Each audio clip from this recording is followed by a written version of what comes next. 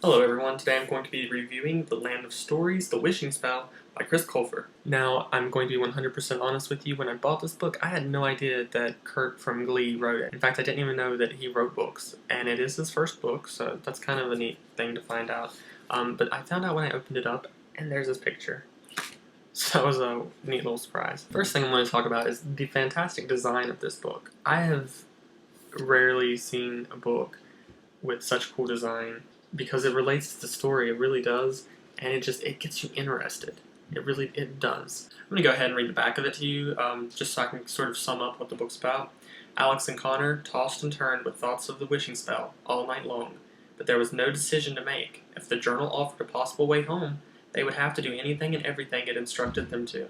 They had no choice. They were about to embark on the greatest scavenger hunt of their lives. Basically, there is a lot of fairy tale aspects. In fact, that's what the book's based around. But these two brother and sister, Alex and Connor, are sort of thrust into this storybook world, hence the name, The Land of Stories, and they have to sort of find their way back home. But the only way to do that is to collect the items needed for the wishing spell.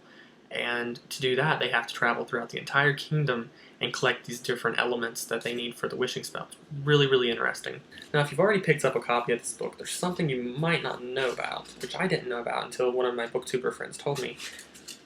On this page here, this folds out into a really, really cool map of the entire kingdom. Now, there are a few complaints that I have with this book. First of all, there were a few spelling errors and a few grammar errors, and even a few spots where I thought a word was maybe left out by accident or something. And maybe it was just me and my way of reading it, but I found that mostly in the first few chapters. After that, the grammar and everything was fine, but it was kind of shocking to find one or two things here and there awry in this book because it is such a bestseller. You just don't expect that. And maybe, again, it might have just been me, but the way I read it, I found a few grammar errors. But, I mean, let's be picky. I mean, really. The story was absolutely fantastic. I actually found myself wanting to read this book. It was interesting.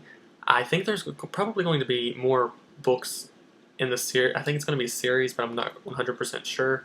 But the world is just so cool that this book is set in because it's really believable. Like, this guy here, Froggy, that's what I'm going to call him, Froggy. He drinks like lily pad tea, and being a tea drinker, that's something that caught my eye. I was like, heck, if I can get a hold of some of that lily pad tea, I'd go to the Land of Stories myself.